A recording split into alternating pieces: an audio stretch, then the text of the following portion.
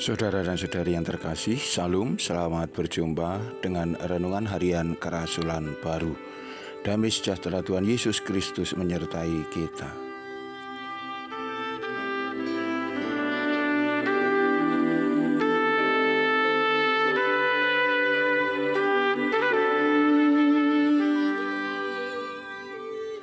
Kita akan membaca firman Tuhan dari Matius pasal 25 ayat 14. Sebab hal kerajaan surga sama seperti seorang yang mau bepergian ke luar negeri, yang memanggil hamba-hambanya dan mempercayakan hartanya kepada mereka.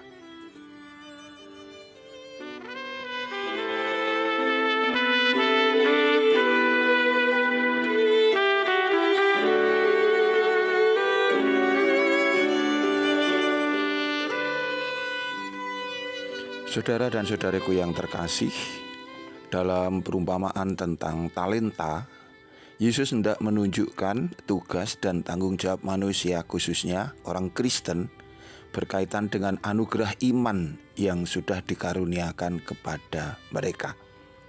Tuhan dalam perumpamaan ini adalah Yesus Kristus sendiri. Sedangkan hamba-hamba itu adalah umatnya, yaitu engkau dan saya, kita yang sudah dibaptis, yang sudah dipanggil menjadi satu tubuh di dalam gereja Kristus, yaitu setiap orang yang mengaku beriman kepada Kristus. Pada awal perumpamaan, yaitu pada nas yang tadi sudah kita baca, setidaknya kita menemukan dua hal penting. Yang pertama, Tuhan Yesus telah memilih kita dan kemudian mempercayakan kepada kita talenta-talenta sesuai dengan kesanggupan kita. Kemudian yang kedua, kita sebagai umatnya secara khusus dipercaya untuk mengelola anugerah-anugerah yang istimewa yang berasal dari Tuhan ini. Ini adalah sebuah kehormatan, kesempatan, sekaligus juga tugas yang istimewa. Mari sekarang kita cermati satu persatu. Semua talenta yang ada pada kita adalah milik Allah.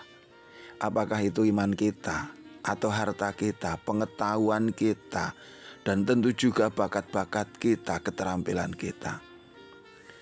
Sesungguhnya pada awalnya kita ini adalah miskin dan tidak memiliki apa-apa.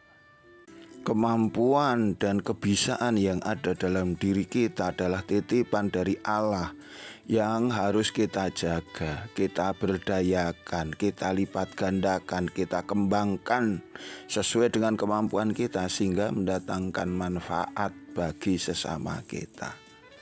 Kata kuncinya adalah untuk kebaikan sesama kita, agar apa yang Tuhan berikan kepada kita ini dapat kembali kepada Dia. Ini sesuai dengan firman Tuhan bahwa segala sesuatu yang kita lakukan kepada sesama kita, Tuhan mengatakan kepada milikku yang paling hina ini, itu adalah juga bentuk nyata pelayanan kita kepada Allah. Matius 25 ayat 40. Aku berkata kepadamu, sesungguhnya segala sesuatu yang kamu lakukan untuk salah seorang dari saudaraku yang paling hina ini, kamu telah melakukannya untuk aku. Pengertian ini harus kita pahami dan kita laksanakan atas dasar kesadaran, kasih, dan rasa hormat kita kepada Allah. Karena pada sisi yang lain, pada bagian yang lain senantiasa ada kecenderungan tiap pribadi, di mana orang menganggap bahwa semua yang ada pada dirinya hendak dinikmati sendiri. Dianggapnya itu adalah mutlak milik pribadinya, sehingga mereka merasa tidak perlu terlalu serius untuk berbagi, untuk memikirkan orang lain. Misalnya bakat kita anggap itu milik kita sendiri. Itu memang bisa saja kita gali, kita manfaatkan untuk sebesar-besarnya bagi keuntungan, kesenangan kita sendiri. Semua hasil usaha kita kunci dan kita anggap sebagai hak milik mutlak pribadi kita sendiri. bukankah ini sama dengan hamba yang jahat itu? Talenta itu hanya ditimbun dalam tanah sehingga tidak mendatangkan manfaat apa-apa bagi orang lain. Memang bagi dirinya sendiri kelihatan ini membuat dia aman. Ia tidak akan terancam kerugian, kebangkrutan, dan lain sebagainya. Namun bukan itu yang dikehendaki oleh sang tuan atau tuannya. Ia harus bekerja, ia harus berusaha, ia harus melipat gandakan pemberian tuan itu, talenta itu. Karena itu adalah titipan, karena itu adalah milik sang tuan sendiri. Itulah juga yang dikehendaki Allah atas kita, atas segala kemampuan, atas segala harta, atas segala keterampilan yang kita miliki, waktu kita, tetapi juga iman kita. Kita harus mengusahakannya sehingga pada saatnya kita berani mempertanggungjawabkan hasilnya kepada Tuhan dengan mantap. Saudaraku, menjadi orang Kristen artinya kita menandatangani kontrak kerja. Kita tidak dipanggil untuk diam berpangku tangan. Pekerjaan itu antara lain melipat gandakan iman kita.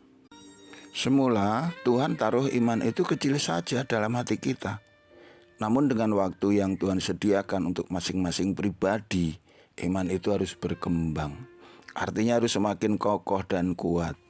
Bukan itu saja, dari segi jumlah juga harus bertambah. Harus menular ke orang lain, menjalar ke anak cucu dan juga orang-orang di sekitar kita. Kerjakanlah itu dan jangan takut gagal. Memang Allah berkenan dengan hasil yang berlipat ganda, namun sesungguhnya jika kita gagal pun Allah tidak akan menghukum mereka yang sudah berusaha dengan sungguh-sungguh.